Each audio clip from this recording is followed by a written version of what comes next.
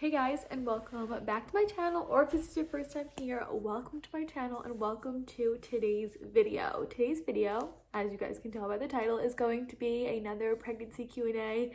This one is for all the questions that you guys have had over the last few weeks leading up to the halfway point of my pregnancy. Since I am now over that halfway point, I am going to be 22 weeks on Friday. So the day that you guys are seeing this video, I am going to be 22 weeks pregnant with baby girl. So I asked you guys over on Instagram and over my last few videos to just leave some questions in the comment section for me of things you guys are curious about, whether it be pregnancy related, having to do with the boys and my pregnancy, baby related, all that kind of stuff. So I have some really good questions here. I feel like today's video is going to be pretty chatty because I have some really good questions that I think I have some good answers to. So I'm super excited to jump into today's video. And with that being said, we're gonna just do that and we're gonna jump into the video. So the majority of my questions are from Instagram, and these are the ones that are a little bit longer. I'm actually going to start with the few that I got over in my comment section from my last few videos. These ones are kind of quick and easy to answer, and then we'll jump into the more chatty and lengthy questions. So the first question that I have here is, are you going to keep all of the boys' clothes from when they were younger? Now, up until this point, I do have 98% of all of the boys' clothes in storage bins from the moment that they were born leading up to their current clothing size, unless something was like torn, ripped, visibly stained, or damaged in any way. I kept everything, which means I have basically two of everything, especially a lot of like their sleepers from when they were little. I have two of outfits like sweatsuits. I have a lot of coordinating things. I have quite the collection of clothes and shoes for when the boys were born. I actually want to start going through a lot of that stuff. Harris's mom has started shopping for baby girl. If you guys don't know, Harris's mom gets all of the clothes for her grandchildren. So she has started shopping for baby girl and does have quite a few things from 0 to 3 months, 3 to 6 months, I think even 6 to 9. I believe she's trying to get like the first year of her life collected together. But she also wants me to go through and see what I have that is gender neutral, because especially like sleepers and things that they wear when they first come home from the hospital and all their tiny little outfits, I feel like I have quite a few gender neutral items. I know I have a lot of Gap onesies and sleepers that were like gray or white. Those I can use for baby girl. The little two-piece sets that they wore when they got home from the hospital, like the little shirts with the pants. I have a lot of like white and gray ones of those. I definitely want to go through everything sizes like newborn and 0 to 3 months in the next few weeks so that I can kind of tell her what I have and what we need. I actually just bought her dresser off of Facebook Marketplace. I have to pick it up tomorrow. So once I have that in the house, I'm going to start going through those first few bins, because then I can just toss everything into that dresser so it's in one place. I don't want to go through the bins and have the clothes just like laid all over the floor. But once I am done going through the stuff and picking out what I'm going to keep for her, because even some things of the boys from when they were bigger, like sweatsuits could be gender neutral, sweatshirts could be gender neutral, all of their shoes. I have a bunch of shoes from the first 6 months of their life that they never even wore because it was the pandemic and we didn't leave the house.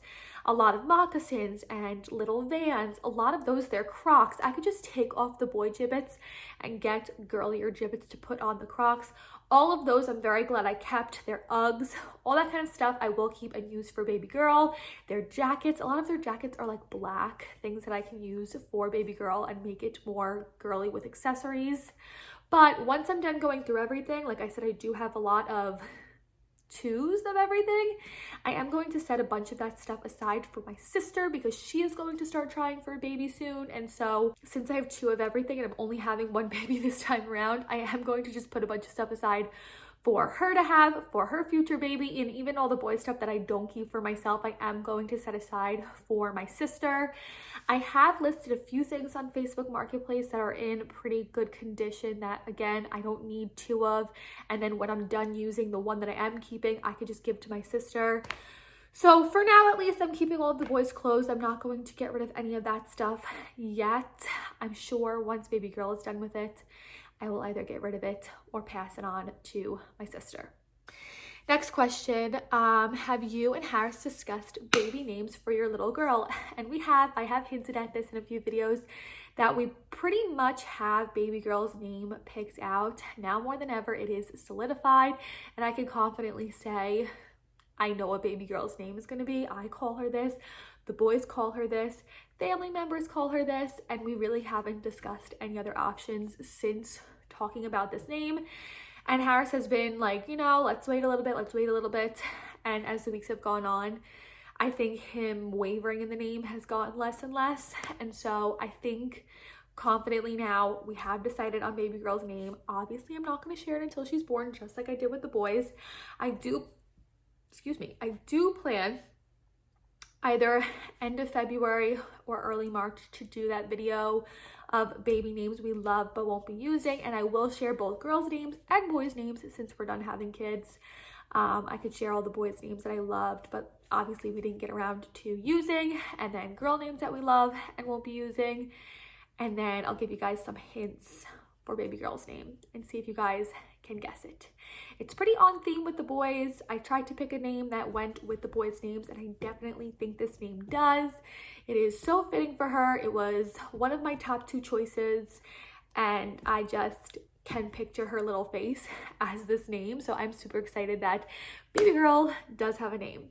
Okay, moving on to the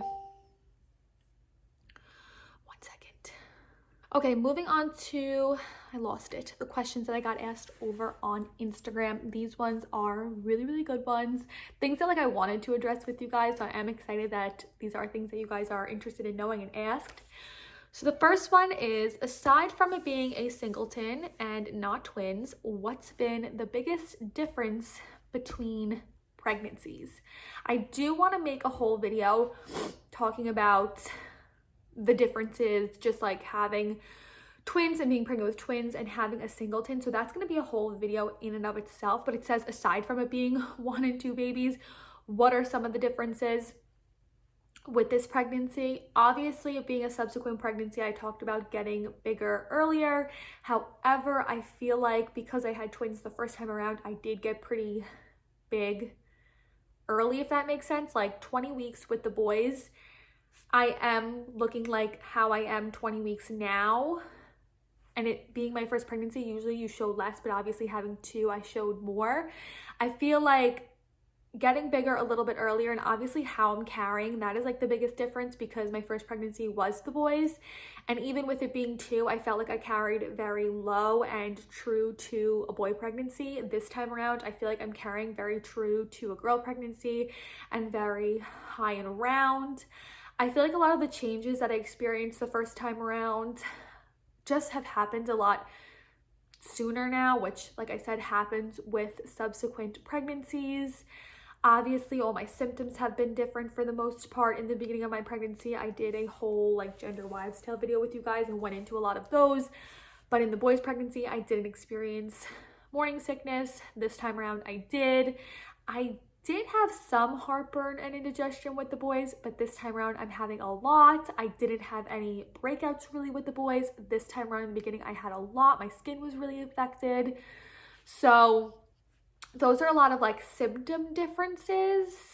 In terms of being pregnant this time around, having toddlers, that is a big difference. However, when I was pregnant with the boys, I was going to school, I was commuting, I was walking around Stony Brook campus, I was very active then, and so having to chase after and take care of toddlers this time around, it kind of is the same like workload, like taking care of the house and everything. I feel like both pregnancies I had to kind of be up and about, so that is something that's kind of the same but just different circumstances.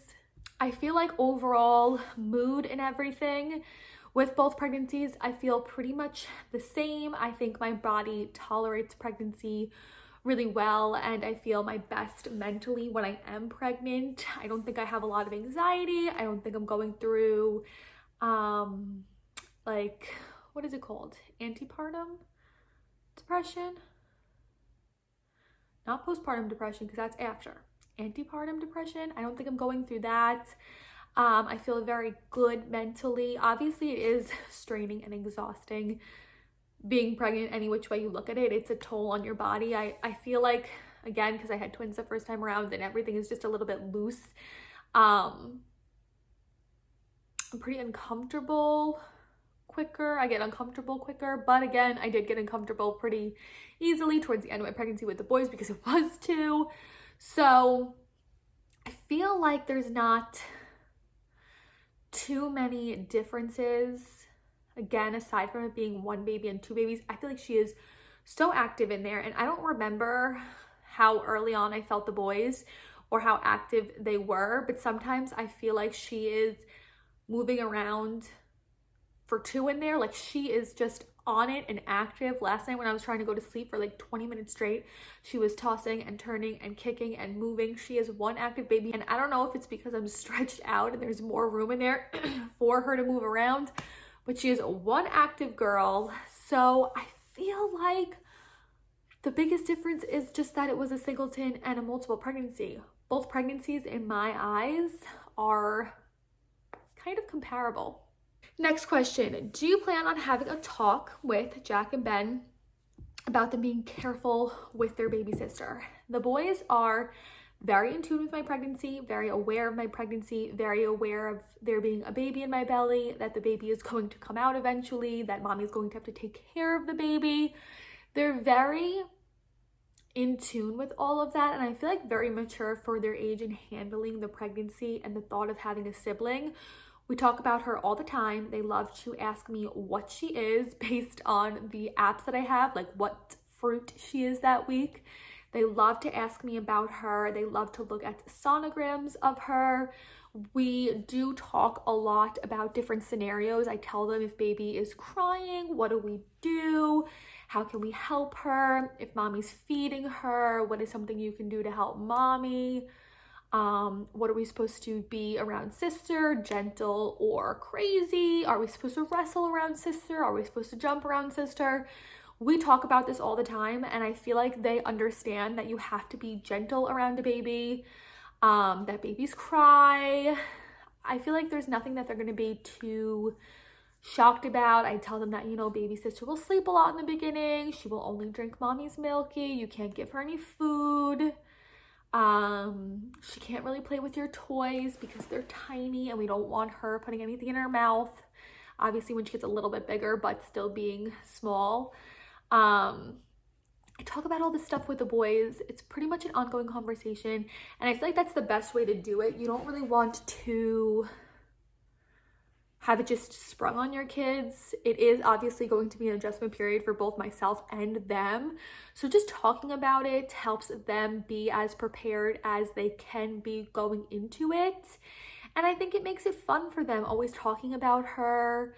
It makes them get excited, and it just makes her a real entity before she could even be a real entity. Obviously, she's a real entity in my belly, but it's harder for them to grasp that concept. They do understand she's in there. Now that she's moving around, they do ask to feel her. So they do understand that. They ask me about her stuff that's in her room. They understand that that's going to be her room. So I have had lots of conversations about the boys and them being careful with their sister and just what to expect when having Sissy come home from the hospital. And even like me, I tell them, like, you know, mommy is gonna be sore for a few days. Mommy is going to have to give Sissy a lot of attention. I try and keep them as in the loop as they can be to help ease the transition when I finally have her. Next question, how are you preparing your boys for the new baby? I have twin girls the same age. So kind of going along with the last question, I'm just preparing them by keeping it an open conversation. Definitely talk through scenarios age appropriately, especially like the birth. I try and be my feet are asleep, and this happens every time I film and it hurts so much.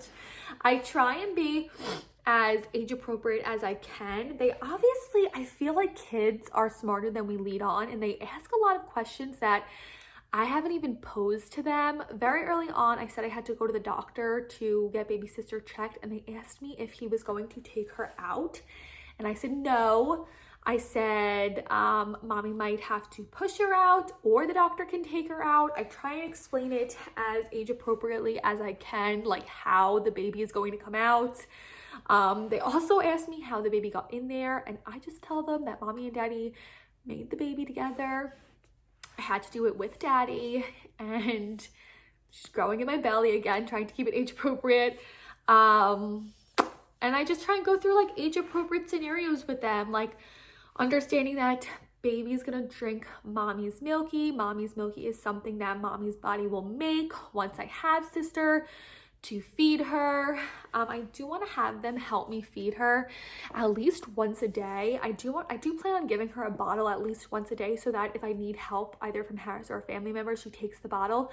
But I do think having them do it is a bonding thing for them, but also gives them a little bit of control in the baby.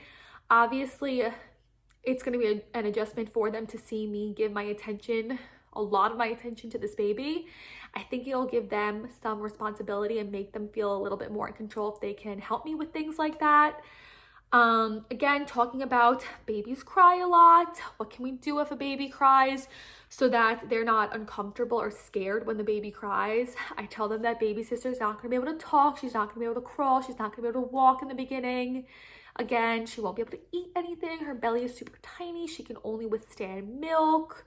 Just trying to mentally prepare them and answer as many questions now so that when I have baby, I'm not scrambling to try and explain things to them, especially when I'm exhausted or stressed or in the moment trying to take care of her. Just trying to lay it all out for them age appropriately so that they kind of know what to expect going into it.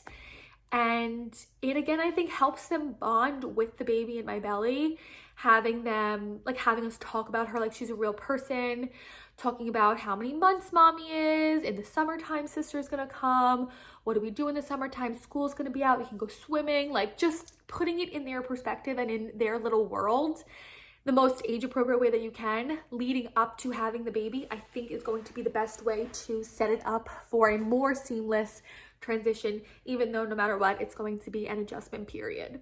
Okay, have you made a delivery plan for your daughter?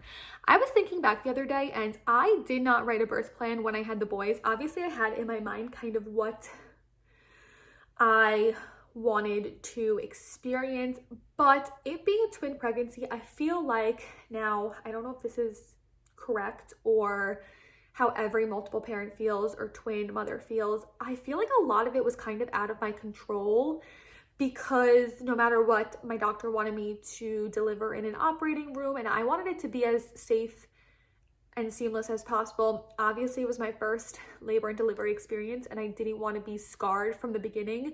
So I did put a lot of my trust into my doctor's hands, which I love my doctor. I'm using the same doctor this time around and I really trust what he says and he does. So I did put a lot in his hands and kind of left it up to him and his team to guide me along. Also because I never experienced birth before. I knew what went into birth. I watched a lot of birth vlogs. I was a doula in college. I feel like I have a lot of insight into labor and delivery that a first-time parent might not have. A lot of people I see on TikTok do videos about their labor and delivery after the fact and talk about things that they did not expect to happen during their labor and delivery process. And I think a lot of that I knew going into having the boys. However, I didn't write a birth plan with them. I don't know why. I feel like this time around, again, having it be my second delivery, having it be a Singleton delivery, and already had delivered 2 babies, which was and could have been a very chaotic labor and delivery process. I feel like I had the dream labor and delivery for a twin pregnancy, for it being my first time pregnancy. I did vlog that and I do have a story time of the whole experience. If you've never seen those videos before, I will link them for you guys. But I feel like my labor and delivery was best case scenario and it really made me fall in love with the process of labor and delivery. Like, I'm so excited to give birth again. But I feel like this time around, I do want to write a more distinct birth plan. I feel like looking back, there definitely are certain things that I want to change or I want to tweak or became more educated on and really want to do. Obviously, when I had the boys, they were 36 weeks, so premature, technically full term for twins, about 4 weeks premature in terms of like true gestation. I knew there was a chance that they would have to go to the NICU. I knew that they were going to be really tiny. I knew that there were going to be things, like I said, out of my control, and I put that control into the hands of my doctor and his team. This time around, I definitely want to do a golden hour with her, if possible. Obviously, everything is in the air. Truthfully, when you go into labor, you never really know what's going to happen. But I do want to aim for a golden hour with her and have her on my skin for the first hour, and not taken to the nursery or anything like that, at least for that first hour. After I had the boys, I had a lot of family come literally into the room right after I went back into my labor and delivery room, not even my recovery room. I remember just being a little bit chaotic because their younger cousin was there. There was a lot of chatter, and at that point, nurses were still coming in and out and trying to like put the babies on my breast. I had to get up to go to the bathroom. I had to get a catheter. Like, it still was very hustle and bustle. I don't want any visitors coming to see me until I make it to my recovery room, and even then, I really kind of just want to keep it to like my parents, Harris's parents, maybe a friend or two. Like, we had a lot of extended family wanting to come, which was great. It was super nice, you know, to have that love and support. But this time around, I really, again, this is our last baby. I really want to enjoy the process, and I really want to be as stress-free as possible. Not that having people there stressed me out, but it was just like a lot to take in, especially after giving birth. So I want to aim for a golden hour. I want to aim for no visitors for that first hour, at least until I make it back to the recovery room. Obviously I want to breastfeed. I think I want to try and change things up with my labor. I want to attempt to go epidural free. We will see how that goes. I don't know if I want to push on my back. You don't have to do that. And I think my doctor is a doctor that wouldn't fight me on that. I want to try different laboring positions. I feel like there's definitely some more things in there. I definitely want to sit down and physically write my birth plan closer to when that comes, probably sometime in like April or May. And then I'll sit down and do a full video with you guys, going through my birth plan with you guys and like what I want to experience for my labor and delivery. So I have started to think of different things and just overall tweaks that I want to make to the process.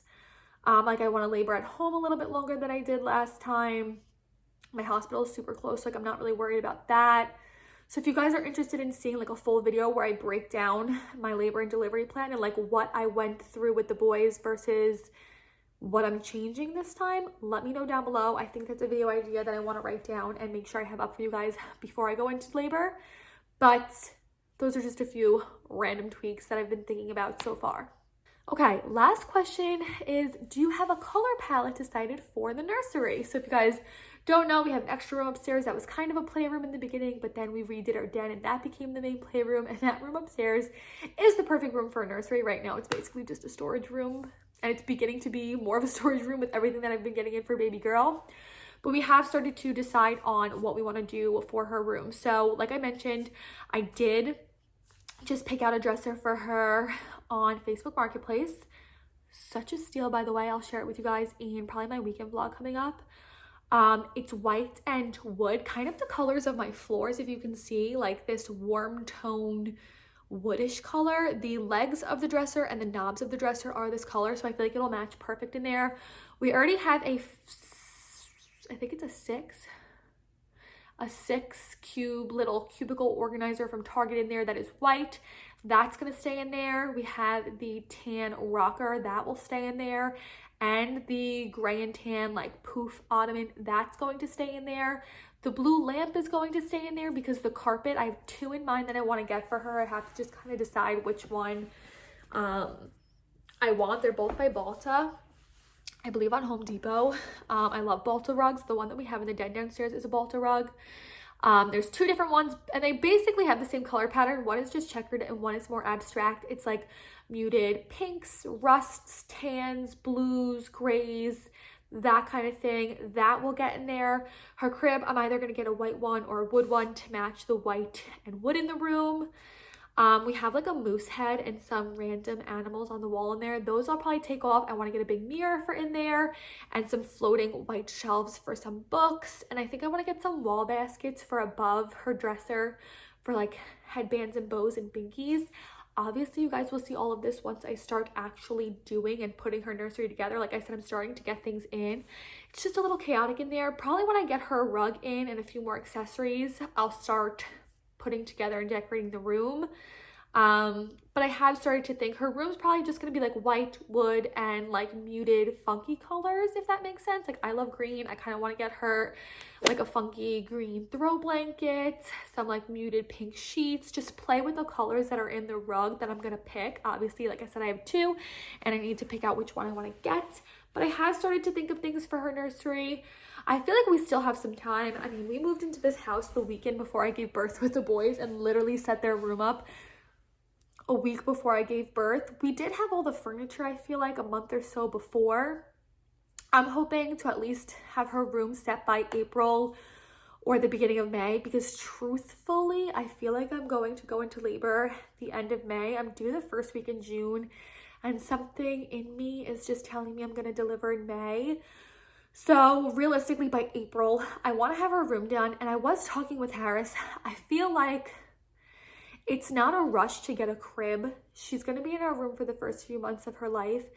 And honestly, the boys need bigger beds. They need true twin size beds.